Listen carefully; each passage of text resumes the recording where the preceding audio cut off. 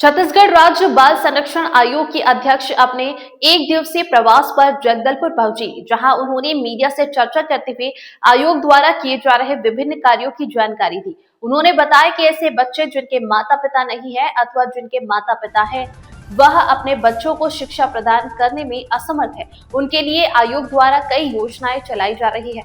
वर्णिका शर्मा ने कहा कि ऐसे बच्चों को CNPC रिपीट वर्णिका शर्मा ने कहा कि ऐसे बच्चों को CNCP बच्चे कहा जाता है। उन्होंने कहा कि जिन बच्चों को देखभाल और संरक्षण की आवश्यकता होती है, ऐसे बच्चों को नो कैटेगरी में रखा गया है, जिसमें समर्पित और अभ्यर्थित दोनों बच्चे शामिल होते हैं। वर्णिका शर्मा ने बताया कि इसमें ऐसे बच्चे जिनके माता पिता नहीं है और ऐसे बच्चे जिनके माता पिता है परंतु उन्हें संरक्षण की आवश्यकता है, दोनों को आयोग संरक्षण प्रदान करता है। वहीं बजट पर प्रतिक्रिया देते हुए उन्होंने कहा कि जन वित्त मंत्री ने कहा कि संकल्प ही दृढ़ शक्ति से बना ये समावेशी रहे, यह सुनने में बेहद अच्छा रहा। संवाददाता सुमित बाजपेयी की रिपोर्ट।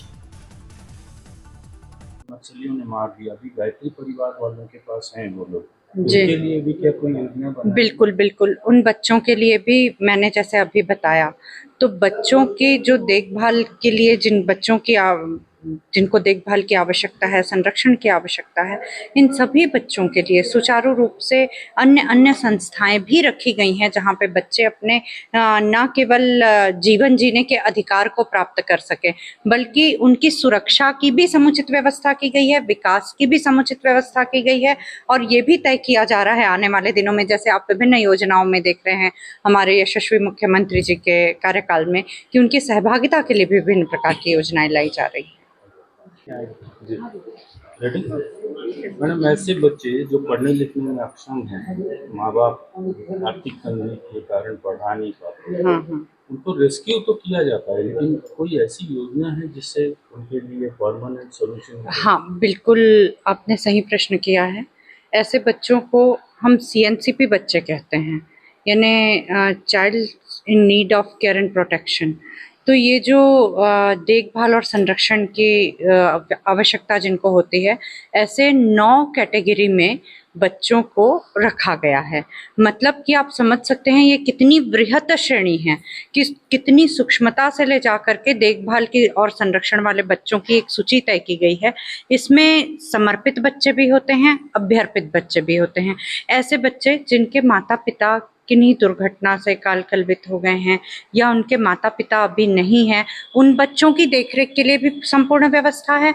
और ऐसे बच्चे जो माता या पिता के होते हुए भी जिनको संरक्षण की आवश्यकता है, तो उनके लिए भी संरक्षण की संपूर्ण व्यवस्थाएं उपलब्ध हैं सरकार की ओर से। समस्त योजनाएं हैं उनके लिए, बाल गृह, बालिका गृह इत्यादि की व्यवस्था की गई है।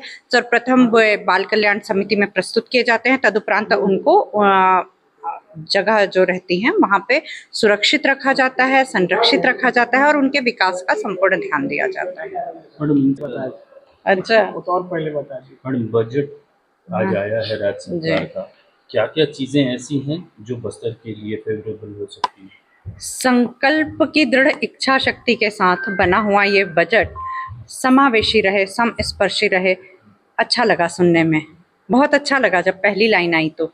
पर जैसे ही अगली लाइन आई कि वो दंतेवाड़ा क्षेत्र जहाँ बरसों बरस से मेरी आवाज आ ही रही है, लगातार यहाँ के लोगों से संपर्क रहा है, तो जो विशेष चिंतन बस्तर को लेके होता था कि एक तो हमारा बस्तर सुरक्षित रहे, हमारा बस्तर भय मुक्त रहे, और अगली बात जो चिंतन का विषय रहती थी, चाहे वो महिला स्वास्थ्य हो, चाहे वो बच्चों का स्वास्थ्य हो या बुजुर्गों के स्वास्थ्य, किसी भी विषय को आप लेकर के देखें तो संवेदनशीलता की एक पराकाष्ठा जहन में जरूर आती थी कि स्वास्थ्य सुविधाओं के लिए गत 3 वर्ष पहले भी मैं यहाँ के आके गई थी, तो लोगों को दूर दूर जगहों पे जाना होता था और इलाज के अभाव में बहुत से विकट परिस्थितियां हो जाती थी, चिंतनशील परिस्थितियां हो जाती थी।